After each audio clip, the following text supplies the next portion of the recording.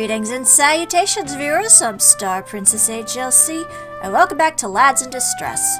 When we last left off, we went on to the story of Prince Zell. We're gonna try and rescue him from the dragon that we already talked to outside, but it seems like Zell doesn't want to leave the tower for whatever reason.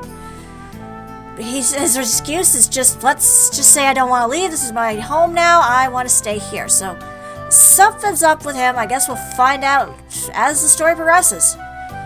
This is your prison, not your home, Zell. I know you won't understand. Please, just leave by yourself. I can't bear the idea of you getting hurt by the dragon because of me. I'll be fine. Thank you so much for coming. It was wonderful to be able to talk to another person again. I exhaled loudly in confusion. What is wrong with him? Does he not understand that I'm here to save him? He really will not escape with me. No, I'm sorry. Zell's voice trails off as he smiles apologetically at me. Fine, but I won't leave without you. I stride across the room and lie down on his bed, closing my eyes and stretching my sore muscles. What? Why? I made a promise to myself that I won't return home until I have you with me, safe and sound. So until you give in, I'll just have to stay here with you. Shifting into a more comfortable position, I pry open one eye to peek at him. The bewildered look on Zell's face almost makes me burst out laughing. I hope you don't mind my borrowing your bed. It's been quite a long day. I almost got trampled by a dragon, then almost fell off said dragon's back a dozen times. I need some rest. He's a nice dragon, though, considering. Now, if you'll excuse me, a good night. Before Zell could protest, my dreams have already claimed me, and I drift off into a restless sleep. Would you be a restful sleep? I guess not. Yawning, I try to rub the grogginess from my bleary eyes, blinking slowly. I'm still so tired. I must have overdone it yesterday and used up more of my magic than I had thought. Oh well, I can rest again later, but for now I need to check on that Prince Zell. Stretching like a cat, I try to convince myself to leave the comfortable bed when my hand suddenly bumps against warm flesh. Yeah, did you forget that you were sharing a bed with him? And you're not even married yet, or even dating. For shame. No, I'm just kidding. I turned my head to investigate and let out a scream of surprise at the sight of Zell's sleeping face right next to mine, much too close for comfort. He's cuddled up to me, his arms lying casually around across my stomach, his steady breaths blowing against my hair. He must have climbed to bed with me and fallen asleep next to me sometime in the middle of the night without me noticing. If it were any other time, I would probably be fascinated by the strangely peaceful, sweet, innocent expression on his face as he sleeps, but right now I'm too horrified by our proximity in bed.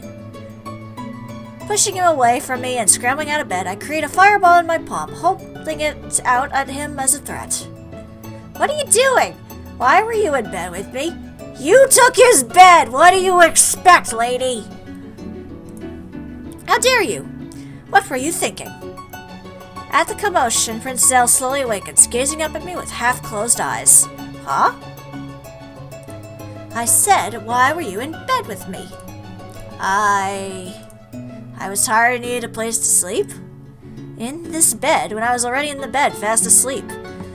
Where else was I supposed to sleep? It's my bed. Zell blinks at me with those wide, innocent eyes, his brows furrowed in confusion. If it weren't for his genuine expression of bewilderment, I would have thought he was playing dumb on purpose to get out of trouble. But one look at his face tells me that he honestly didn't understand what he did wrong and why I was so upset.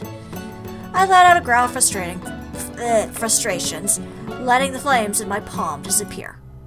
I did not anticipate this when I sought Prince Zell out. Looks like I failed to account for how his socializing skills and sense of propriety might have suffered due to being isolated for 9 long years. I'm sorry. Zell's meek voice and expression makes him look like a kicked puppy. I can feel my anger wavering. It's fine. It was just a misunderstanding. I should have been more clear when I took your bed to sleep in. But next time if I'm asleep in your bed, please don't scare me by climbing into bed with me like that. I understand. I truly am sorry for causing you any shock and upsetting you. It really wasn't my intention to do so. Are you going to leave now? Zell tries to hide it, but I can hear the disappointment and fear in his voice. It's like he doesn't want to leave, but he doesn't want me to leave either. My heart clenches in pity. It must have been difficult living alone for so many years without a soul to talk to. I mean, at least the Rapunzel and Tangled had a chameleon. And her mother. It's a wonder he hasn't gone mad already. Maybe, who knows. No, I'll stay like I said. It was just a misunderstanding. I'm sure it won't happen again. I told you I won't leave until I've convinced you to leave with me. You won't be able to persuade me, but I'm still selfishly glad you are staying. I have enjoyed your company greatly. The sincere sweetness of Zelle's smile stops me from making a sassy remark about how I couldn't have been good company considering I was asleep for almost the entire time I've been here. Please let me make it up to you this morning. How? Let me cook for you. Please sit back and relax until breakfast is ready. Ooh, I wonder what he's gonna make. You can cook here? I look around the room more carefully this time, and finally notice the fireplace near the bed, which has some pots hanging above it. Oh yeah, it's got 2 pots, strangely enough. 2 cauldrons, I guess? Sort of. It's enough to keep myself alive. I'm sorry, it won't be anything fancy, but I have gotten quite good at making eggs and bacon. Hopefully you will enjoy it. Can't argue with eggs and bacon. Where do you get the ingredients for cooking? The dragon usually brings me supplies once a week. In fact, he should be arriving any time now. It's been a week and my supplies are running low. The loud sound of flapping wings caused both Zelle and I to look out the window at the same time. Ah, speak of the devil. Suddenly he rolls around to look at me with an urgent expression. He grabs my shoulder and starts steering me towards the wardrobe, ignoring my protests. Quick, hide! What? Why? You can't let the dragon see you. Hide in my wardrobe, quickly! He's coming! Shoving me through the open doors of his wardrobe, he slams them shut on me, casting me into darkness. Do I have to use magic missile here? Seriously, let me out, Zelle. I'll be fine. No, I won't let the dragon hurt you. Please, stay in there until I tell you it's safe to come out. Pushing at the door, I manage to nudge it open so I can peek through the crack into the room. Hey, there's the dragon. I can barely make out Zelle's figure near the window as the dragon hovers outside, a big basket full of food in his mouth. Prince Zelle, walking stiffly with a surprisingly somber expression, takes the basket solemnly from the dragon and sets it on the floor. Thank you. Stop going through your supplies so fast. I hate having to fly such a far distance to find more food and ingredients for you. Though I suppose it's good to feed you. If you have more meat in that body of yours, it'll be tastier when I finally roast you to eat.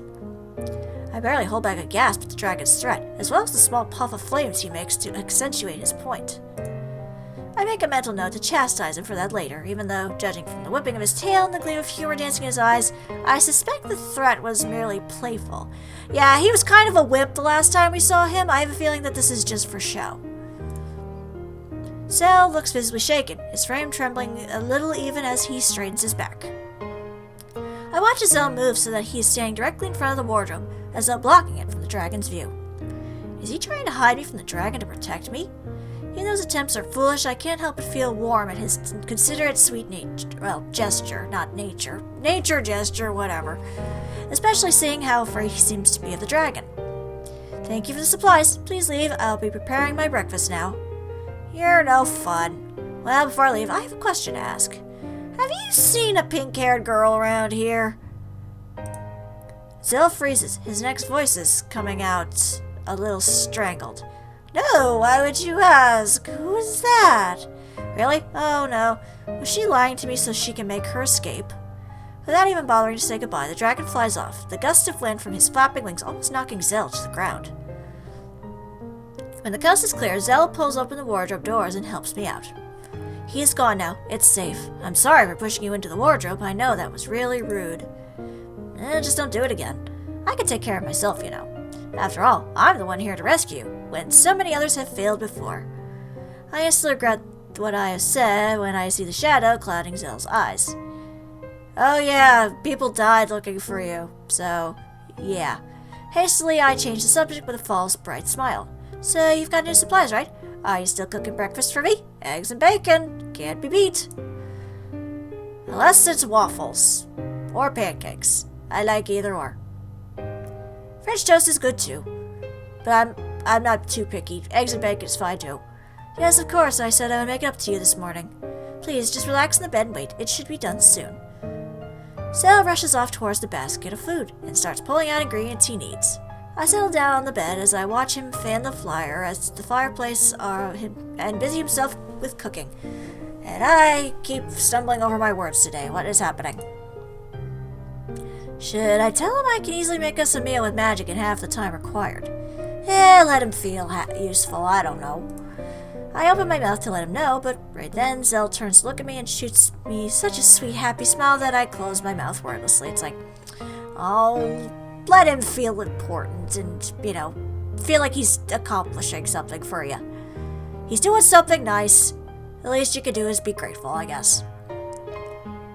He looks so enthusiastic and cute cooking for me that I don't have the heart to tell him. Besides, I need to recover my magic after overdoing it yesterday. It would not be wise to waste it on making food for us right now. I've almost dozed off pleasantly when the delicious smell of bacon hits me. Ah, bacon. Truly one of the most magnificent of foods ever created. Breakfast is ready. Sorry for the wait. There are 2 plates of food on the table with Zell standing at the side, a satisfied smile on his face. I sit in the chair beside him and pick up the fork. Thank you. It looks delicious. Taking a small bite, I make an appreciative sound. I was going to say apprehensive. Yeah, he burned the bacon. How dare you? No, he did a good job, I'm sure. It tastes delicious too. You are a great cook, Zell. Zell beams with delight, his entire face lighting up. It amazes me how easy it seems to make him happy. Just a conversation and a simple compliment. Thank you. You are very kind to say so. We end up chatting as we eat about what he has learned to cook ever since he has been staying here. I'm impressed by how much he has taught himself with nothing to guide him, not even a single cookbook or recipe. Well, you don't have to worry if your position as prince doesn't work out. You always have the backup option of being a cook. Your cooking is excellent, really. I expected him to glow at my compliment like he did before with my previous ones, but instead his expression becomes troubled. I'm not leaving this tower, so that won't happen. I set down my fork as I stare at him intently. Why? Why are you so attached to this place? You're clearly scared of the dragon. Zell's face twists, and he avoids my eyes as he frowns at the table.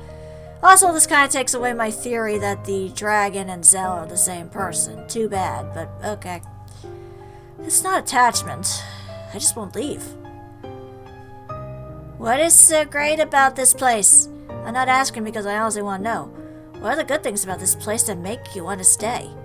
I may understand if you explain. Zell seems vaguely surprised at my reaction. He gives me a soft smile. I don't really know how to explain it. Maybe I will tell you more about it later, but not now. I only known you one day. I'm sorry. Despite Zell's gentle refusal, I can feel the tension in the air. You can cut it with a knife. Knowing that I won't be able to convince Zell this instant, I decide to tactfully drop the subject and change to a happier topic. Zell gratefully follows my lead, and we go back to discussing his cooking abilities and utensils. Even though we are no longer talking about leaving, my mind doesn't drop the matter. I wonder what the prince is hiding. Why doesn't he want to leave? I must find out. We have to be regular detectives on this one. I flipped through the pages of the book for the 100th time. Over the course of the past week, I finished reading every single book in his meager collection in his room, and I'm growing more and more restless by the moment. By the way, her parents must be incredibly worried about her if she's been gone for a week. However, I still have had no luck persuading Zell to leave or convincing him to explain why he wants to stay so badly either. Which means until I achieve my goal, I'm stuck here. I sigh loudly at my train of thought. To his credit, Zell just looks up at me with a patient smile, even though I know in my complaining and sighing must have been getting annoying after this long. I've read all these books a million times by now. Are these all you've got? I'm afraid so. I'm sorry. Well, maybe you can ask the dragon to pick you up some new supplies. Aren't you bored here with only these handful of books to entertain you? You eventually learn to find ways to pass time. One of my favorite activities is cooking. Probably why I go through my supplies so fast and put on so much weight. You look fine to me. I eye his figure dubiously with a raised eyebrow, and he blushes at my gaze. Zell stars and can't help but chuckle at his adorable, flustered grin. Why don't we leave the tower for a bit? Maybe if I can slowly start getting him out of the tower, he'll be more willing to leave once and for all. What? This again? Charming, I said I'm not leaving. I know, not asking you to leave permanently. I'm just saying we could walk around or have a picnic on the field right outside the tower. We won't even leave the vicinity. You'll be able to keep the tower in sight the entire time, and you can return whenever you wish. How does that sound? I don't know. Come on, you must be bored after years of being stuck up here. I've only been here for a week, and I'm already bored out of my mind. Well, to be fair, he probably has been here for a long time and is used to it. You're a princess. You're kind of used to being waited on and such, so... Don't you feel claustrophobic? It'd just be for a couple hours at most. Only a few feet away from the tower. You'll be fine. We will return right after the picnic. Zell hesitates, his eyes searching my face to make sure I meant what I said. Finally, a slow, wry smile spreads across his face, and he nods his head. As if I can refuse anyway, you would probably threaten me with your fireballs again. You know me too well already. Come on, let's go. Wait, but what about the dragon? He should still be standing in guard out there as usual. You still don't trust what I said about the dragon? No, I do. I'm just worried. I've seen that dragon burn many soldiers to crisp without blinking an eye before. The concerned frown on Zell's face causes me to smile involuntarily. Zell is so earnest and trusting, so different from all the people I've known in my life. There's just this rare and sincere sweetness about him that is so out of ordinary. Whether it is the result of his years of isolation or his own nature, I guess I will never know. I don't understand how he accepted my explanation about the dragon's nature and my relationship with the dragon so easily, especially considering all the crimes he must have witnessed the dragon commit over the last 9 years, but it does make my job easier. I'll be fine, trust me. The dragon simply adores me. No surprise there, who wouldn't? Both Zell and I look surprised at his words, and a flush immediately covers Zell's cheeks as he starts stuttering. Along with me, bleh. Even the tips of Zell's ears start to turn red, and I can't help but giggle at the sight. Why, thank you. That was very sweet of you. You are very adorable yourself as well. Zell starts coughing fiercely, and my laughter grows in volume. I do love messing with him. His reactions are always so endearing. Come on, let's go. Are you ready? Without waiting for his answer, I use my magic to levitate the both of us in the basket of food out of the window, causing him to yelp in surprise. Am I going to fall and die, Charming? I throw my head back in laughter at the fearful look on his face. No, trust me, just relax and enjoy the ride. Yay! I twirl around happily, breathing in the fresh air and the sweet smell of the grass. Finally, I have no idea how Zell can tolerate being in that room every single moment of the day for so long. Zell keeps looking around warily. He reminds me of a frightened rabbit who has sensed the hunter, muscles tense to scurry away at the slightest motion. Don't worry, it looks like the dragon isn't here right now. Probably flew off to chase another butterfly. Zell cracks a tiny, nervous smile at my joke.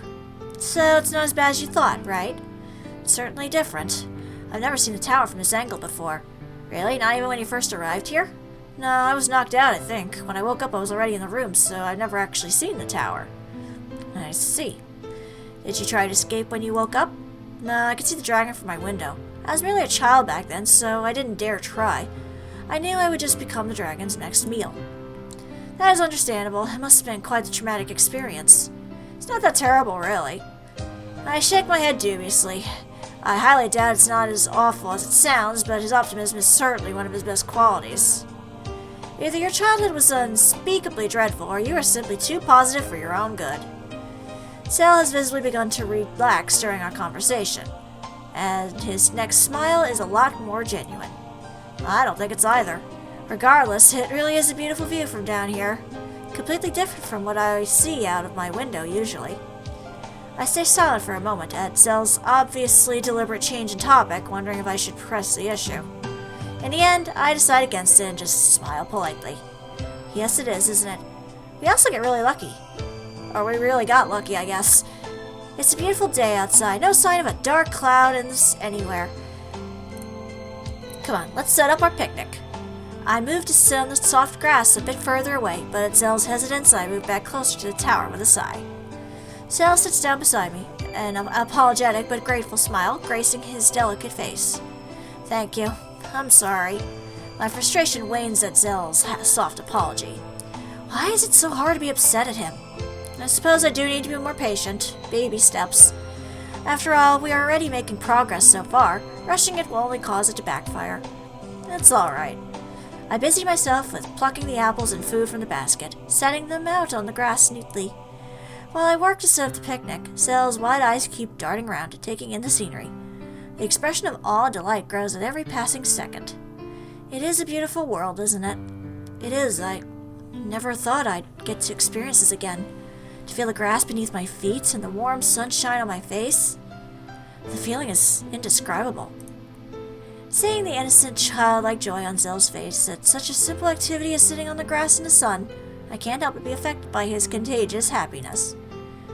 I can hear the longing and happiness in Zell's voice, and while part of me feels victorious at this small win, the bigger part of me is even more confused. Clearly Zell, like any sane person, craves to experience the world and be free. So why is he refusing rescue when he finally has the chance to leave his prison? I can imagine. I feel so much better now, and I have only been in that tower for a week. You have lived in that cramped room for 9 years. I can't even possibly begin to understand what it must have been like. You know, I meant what I said earlier. It actually isn't that bad. It isn't too different from living in my castle when I was a child before I was kidnapped and brought here. Taken aback by the implication of his words, I blurted out the question burning in my mind. How is that even possible? No, don't get me wrong. I wasn't kept prisoner in my own room. I just mean that it feels just as suffocating and lonely in the castle. The majority of my childhood is spent in my room. One lesson after another. I was rarely allowed to even step foot in the gardens to play. All I could do was admire them from my window high above. My parents were always so busy with their royal duties that they rarely found the time to play with me either. Though I did understand why. It is difficult to be rulers. Very demanding position indeed. I never complained to them about it. So I'm used to this kind of existence. I'm happy with it even. Zell looks unfazed by what he has just revealed, but I can barely hide my shock and sympathy. I suppose that explains why Zell stays sound in mind even after this trauma and years of isolation, which would normally be enough to drive any man insane. Still, it doesn't really give me any clues about why Zell is so attached to the tower. If anything, after his childhood and years as a prisoner, shouldn't he be even more eager to be free now that he as an adult can exercise his free will?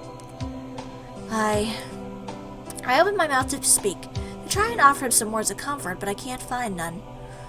Wordlessly, I reach out and place my hand on his, hoping it will convey the feelings I can't put into words.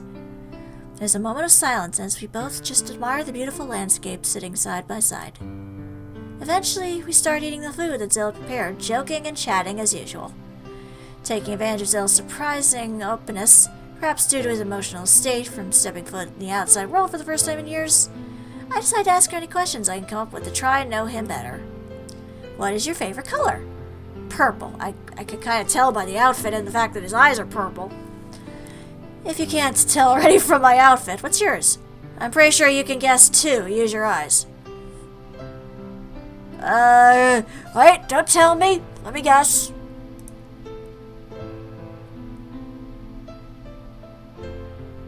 Let me think about this. Hang on. I gotta think about this. I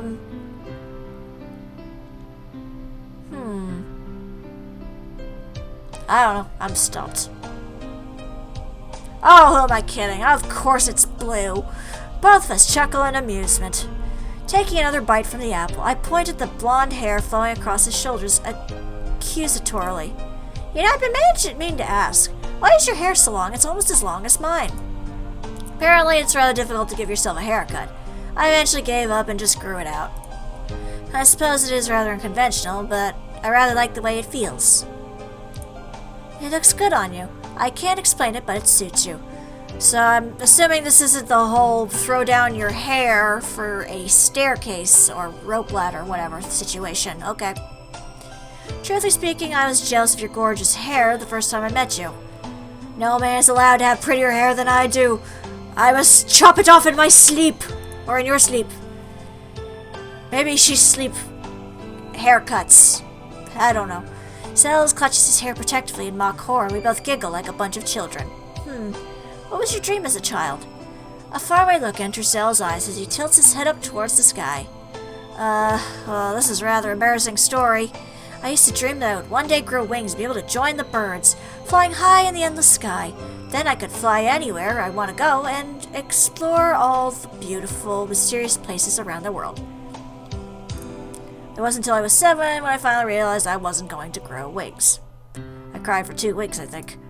That was pretty silly, wasn't I? Feeling an awe of emotion rush over me, I take Zan's hand in mine and squeeze. A light blush immediately colors his cheeks. Not at all. I have a similar story. When I was young, I wanted to be a star. It was probably my parents' fault. They took me stargazing often because they said the Princess of Lunar Kingdom must know all the moon and the stars. Or all about the moon and the stars. I was mesmerized by how dazzling the stars could be hanging in the night sky. So I wanted to be one of the stars. I wanted to shine brightly in the darkest of nights and bring other people joy and wonder. Just like that. Just like what I felt when I gazed up at the starry sky. Of course, I eventually realized this dream would never come true and moved on to better things. But it's a secret dream close to my heart still. Meeting Zelle's gentle and warm gaze, I feel a strange fluttering in my stomach. It only worsens at Zelle's words. You are already the brightest star of all, Charming. Ouch. I mean, it's sweet, but at the same time, ouch. Clearing my throat, I avert my eyes, fixating my stare at the blades of grass next to me. Ooh, is it getting hot in here, or is it just me? Why am I getting all flustered because of him? What am I even doing here? It started out as my sneaky way of trying to convince Zelle to leave with me, but it somehow turned to something close to a date. What am I doing? I suppose this can be a fun break. After all, I have been extremely stressed lately with all the arrangements for a politically advantageous marriage. I deserve this break. I will still convince Zelle to go back to his kingdom, but until then, I can just relax and enjoy myself. After all, I can't deny that Zelle is great company. Just great company, of course. Nothing more than that. I mean, it's not like I love the guy already. I mean, definitely not.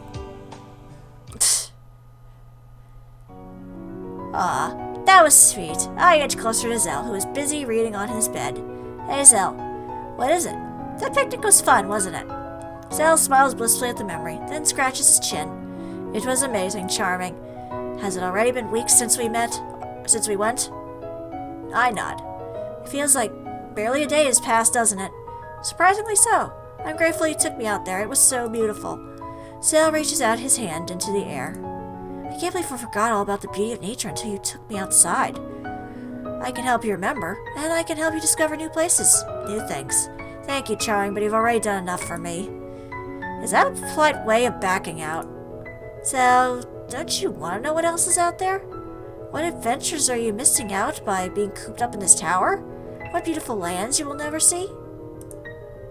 He hesitates, but he quickly brushes away any temptations with a shake of his head. I wish I had a crystal ball. If only I could view everything from within the comfort of this tower, I would. Well, I know the spell that would let him. Giving him an extra excuse to stay here is exactly what I shouldn't do. That would be amazing, huh? What a dream. I don't have a magical item as awesome as that, but I can tell you stories about the outside world. If you want me to, that is.